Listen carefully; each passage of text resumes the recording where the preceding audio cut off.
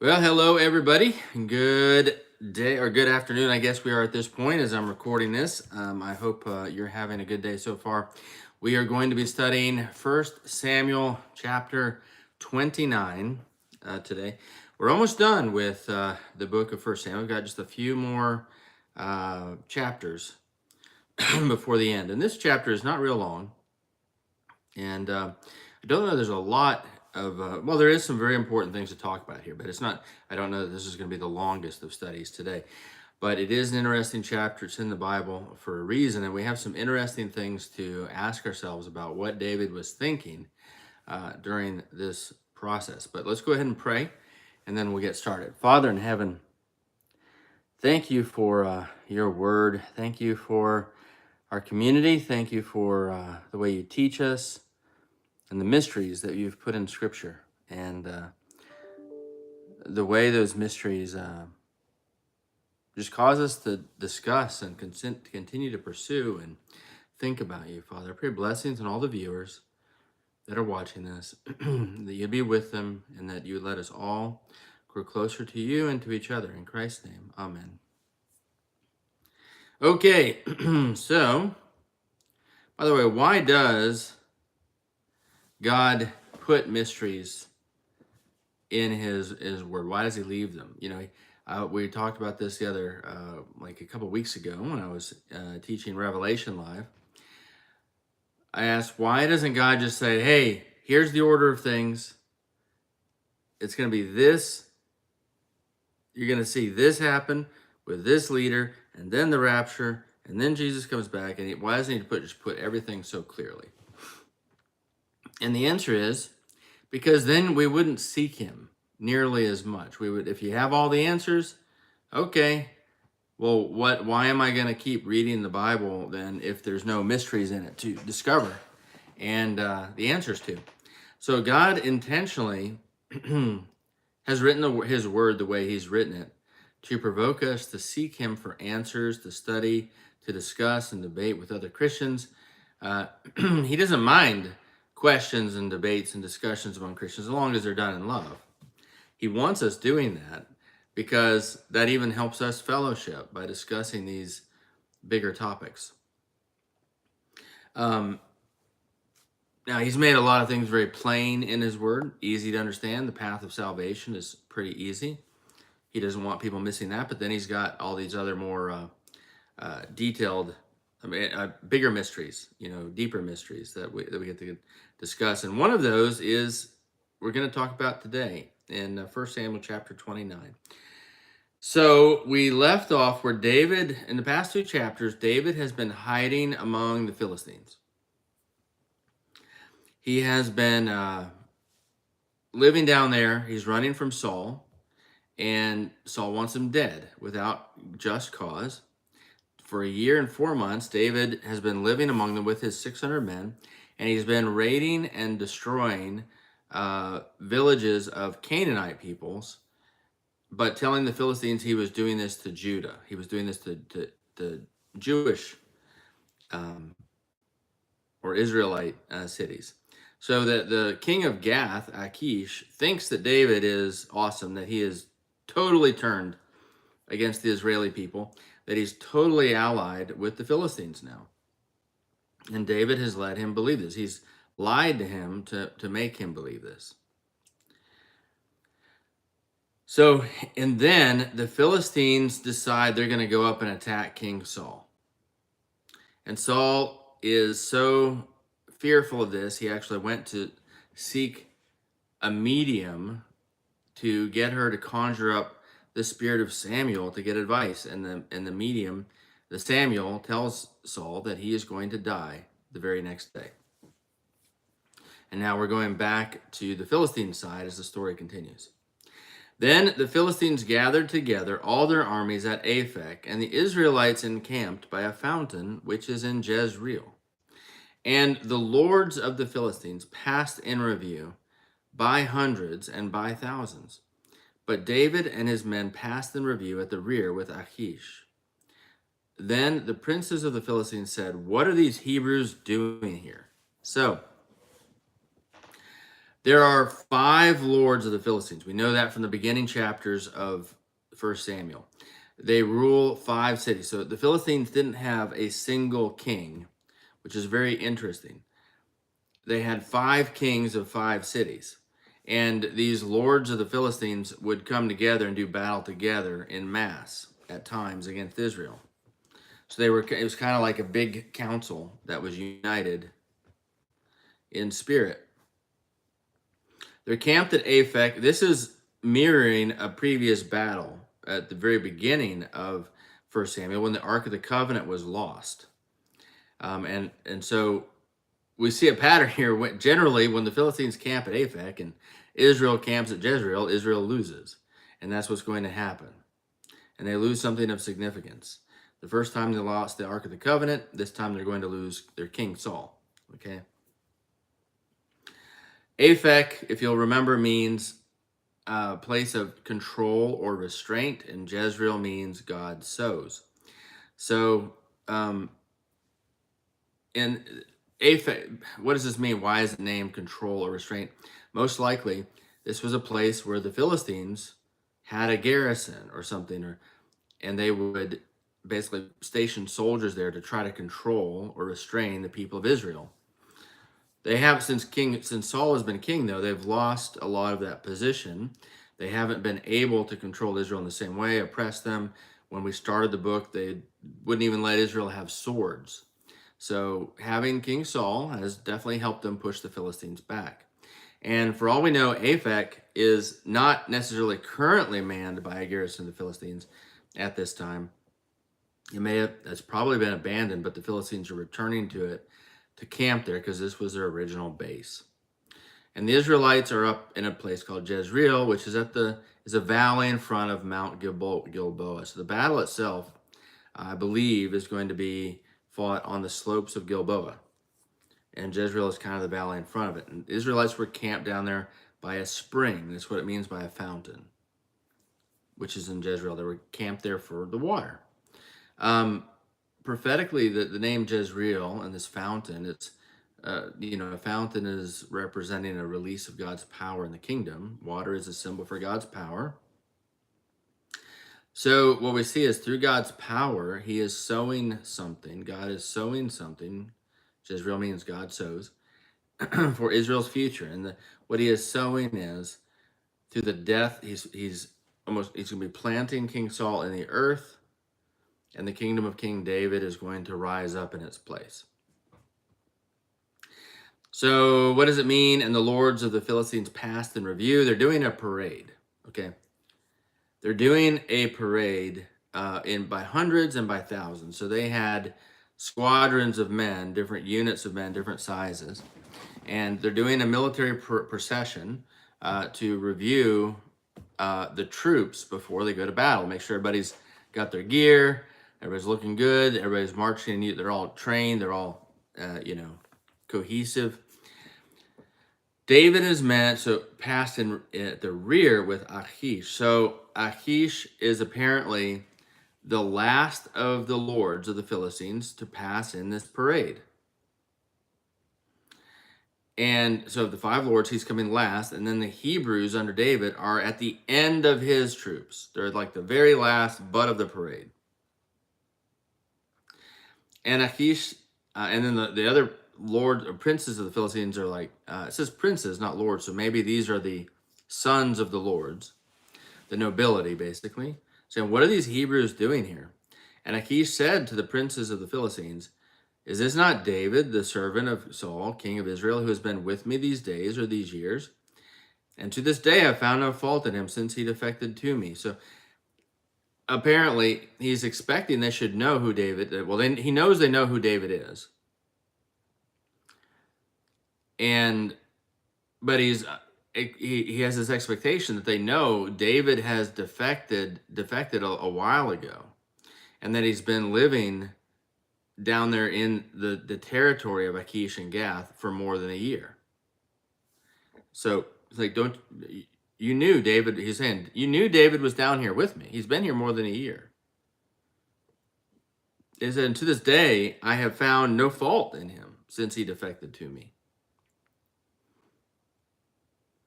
But the princes of the Philistines were angry with him, with Achish.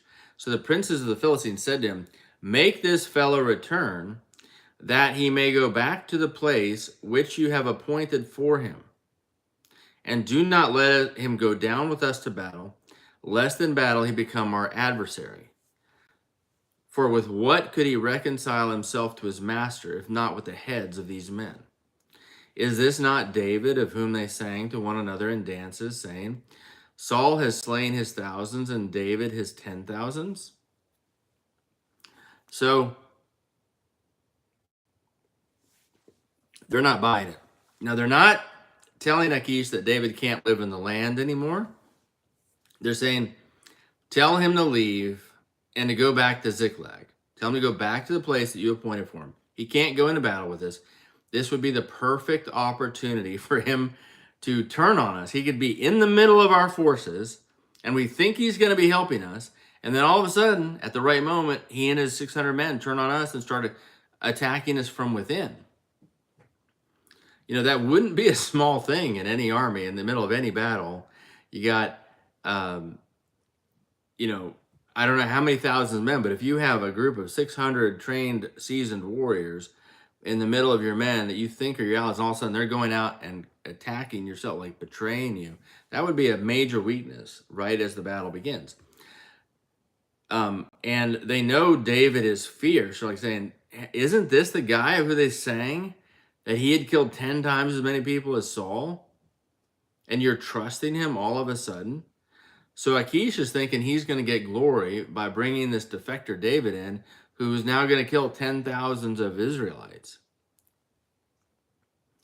And they're like, we don't buy it. This would be the perfect opportunity for him to reconcile himself to his master. So the question is, what is David planning? This is kind of the mystery. Why is David going out to help them in battle?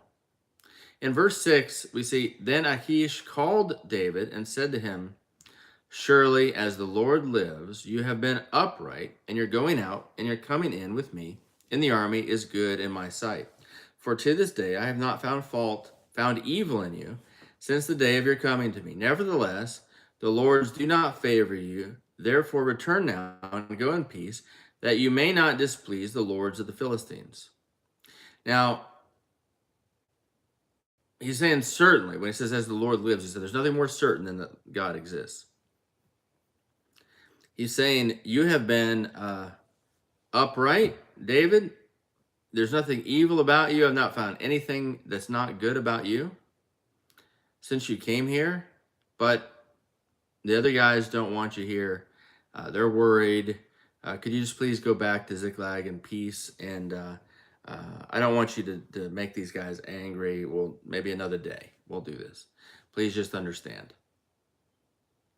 Now, this is interesting because, in a sense, David hasn't been upright. He hasn't been honest. Now, he hasn't been attacking Philistine cities. He's been attacking other Canaanite cities, not the Philistines, though.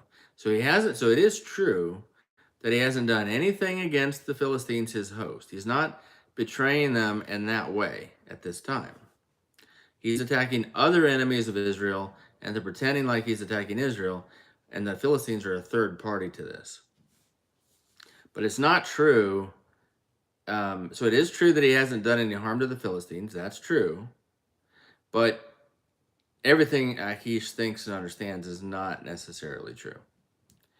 So David said to Achish, but what have I done? And to this day, what have you found in your servant, as long as I have been with you, that I may not go and fight against the enemies of my lord the king?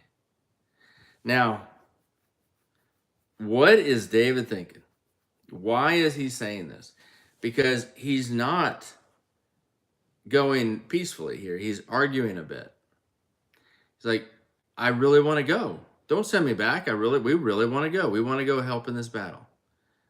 Why is David pushing? You know, if he was being compelled by Achish to go fight against Israel and didn't really want to do it, but he didn't know a way out, he wouldn't have followed up with this. He would have just said, okay, it is what it is. Sorry, we're going to go back to Ziklag. He didn't do that.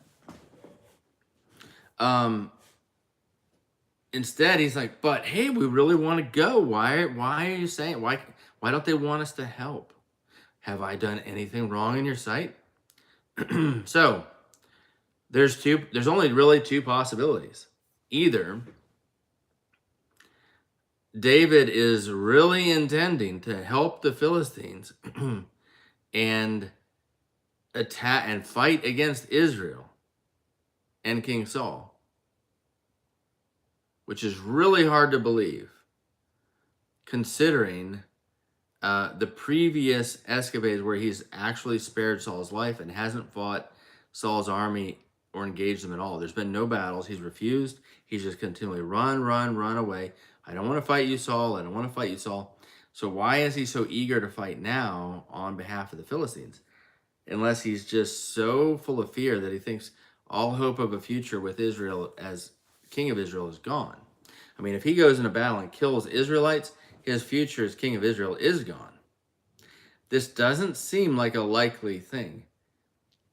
The most likely scenario is that David has been pulling a long con, hoping for this day. Maybe in the back of his mind, maybe this wasn't like the entire purpose of being down there. The entire purpose of being down there is to just be safe from Saul.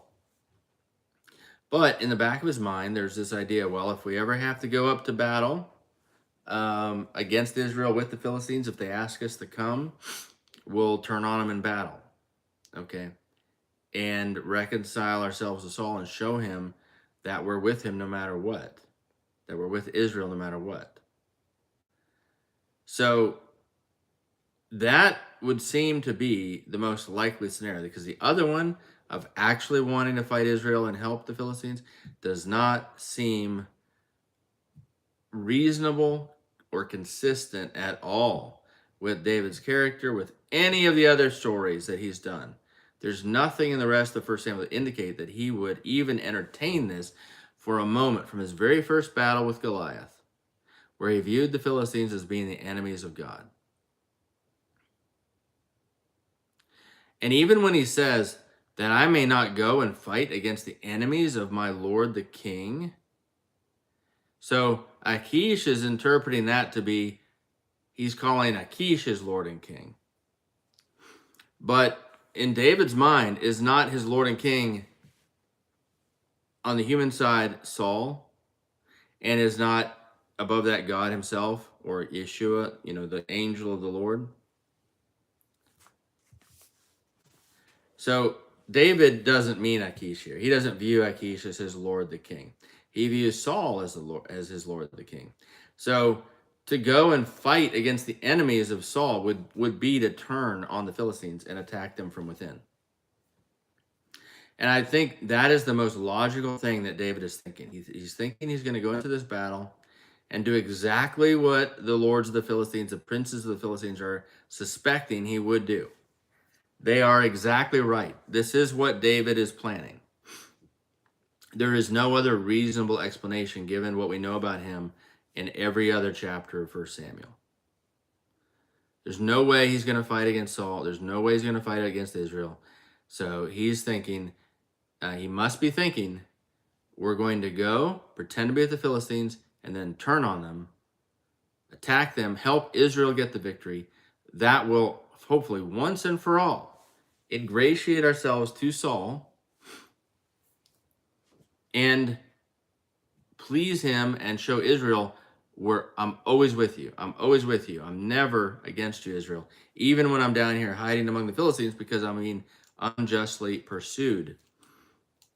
That is what he's thinking. And he's kind of gotten excited about this opportunity to do this.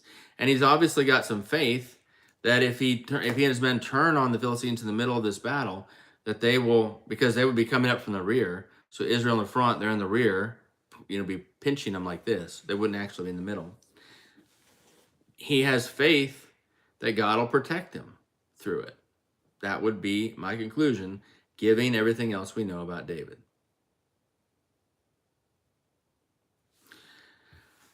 So that would seem to that seems to be the only way to really view it. And he doesn't want to lose this opportunity.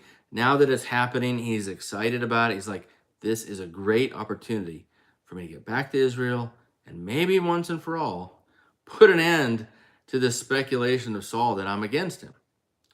This would be a bigger demonstration of that than ever before. So he doesn't want to give up the opportunity. But in verse 9, then Achish answered and said to David, I know that you are as good in my sight as an angel of God. That's not true, Achish. I mean, not in this case. He's a threat. Nevertheless, the princes of the Philistines have said, he shall not go up with us to the battle. So bottom line is, I have to say, Achish seems to be a pretty gullible guy. Okay, he thought David was actually crazy many chapters ago and didn't do anything to him then. And now he's, for a year and 4 months, he's given David a town, let him live there, and was believed anything David would tell him about where they went. And now he's saying, David, you're an angel of God. You would never betray us. And the other lords of the Philistines, who are more cynical, have it right. They know exactly what David's going to do. But Achish doesn't. So he's kind of a gullible guy. Very trusting. I also noticed one other thing. In verse 6, then Achish called David and said to him, surely as the Lord lives. But in the Hebrew, he said, surely as Yahweh lives. And we know Scripture is infallible that Achish actually said this. This isn't words being put in his mouth. Therefore, Achish is expressing faith in Yahweh, which is part of the reason that he and David are at peace down here. How in the world could that happen? How could the Philistines worship Yahweh? How could they acknowledge Yahweh? Well, you'll recall what happened when the Ark of the Covenant went to the land of the Philistines. And their god Dagon was destroyed, head cut off, arms cut off, bowing down before the ark, and the plague broke out until the Philistines sent the ark back, and they viewed supernaturally what happened and saw that Yahweh made the oxen go back up the road to Israel. And they probably heard about the plague that hit Israel too. But they have no doubt that Yahweh is powerful. So apparently that whole thing with the ark and everything that happened with the Philistines was part of God bearing witness of himself to the Philistines so that some of them would believe and be saved. And I don't know if Achish was saved, but maybe he was. Maybe he had come to faith in Yahweh. You know, the plagues in Egypt with Moses, part of that was to show Egyptians who Yahweh was so some of them could be saved. He bears witness of himself in every generation. All right, verse 10. Now therefore rise early in the morning with your master's servants who have come with you, and soon as you are up early in the morning and have light, depart. He's like, look, just get up early in the morning with all your 600 men, and as soon as there's light, just go ahead and go. Just go ahead and leave. Why this emphasis on morning light? Apparently the princes of the Philistines are really upset. And this is the evening, like the reviews maybe have happened the afternoon, the day before or something. So it's already dark. And the princes of the Philistines are really upset. And he's thinking they're murmuring enough. Maybe they're actually going to attack David here and put an end to his men here. I mean, they are Israelites among us, and we're going to attack the Israelites. And David's responsible for tens of thousands of dead Philistines. They're getting pretty angry. And Achish says, yeah, okay, as soon as you've got a little bit of light, why don't you get out of here? I didn't realize it was going to be like this, David. So David and his men rose early to depart in the morning to return to the land of the Philistines. And the Philistines went up to Jezreel. So David and his men left, and the Philistines kept going. And that is it for the first chapter, for chapter 29 of 1 Samuel. So, as I said, this isn't the longest of chapters. Not a lot to go over here except this mystery, this little tantalizing question about what actually was going on in David's mind. Was he going to fight against Israel and help the Philistines, or were the lords of the Philistines correct? And he was going to turn on them. I think, given everything we know about David and his actions and faith so far, he was going to turn on them and fight for Israel against the Philistines in the middle of the battle. So I think that is reasonable to conclude. Nevertheless, and there's also this thing of, but was David righteous in this whole process? Lying, deceiving, as he's doing these raids. It's a good question. It's a good question to ask and, and think about, maybe pray about, ask God for some insight on. You do realize that you can ask God questions about his word and he will answer you. If you believe that he will answer you and you listen, you spend time listening in prayer, you'll be surprised how often he'll give you understanding. Sometimes he'll just speak to you and tell you. Sometimes it may be a few days or a few weeks later, you'll hear a sermon or a teacher or somebody explaining something, and that will answer your question. Or sometimes in prayer, understanding will just come right as you're asking it, like a download. And I love it when God does that. He answers so many of my questions. I would encourage you today, ask God questions as you're reading his word. Go to him in prayer and ask him to explain things to you that you're not clear about. That's why he leaves these mysteries there. So you will do that.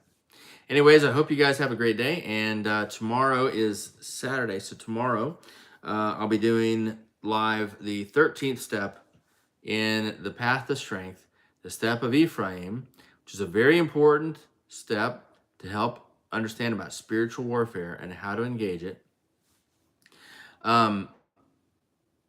I really urge you, send the Step of Reuben video to as many of your friends and family as possible. The mission of Path to Hope is to get believers strong everywhere we can. So would you please consider sending out that Step of Reuben video and getting those people, Christians that you care about, to look at it, to start the course. It will make them stronger. It will help. And if you have gotten stuck, if it's been a few weeks since you did one of the steps in the path to strength, get back into it. Let's finish it up. Let's get strong. And we'll see you soon.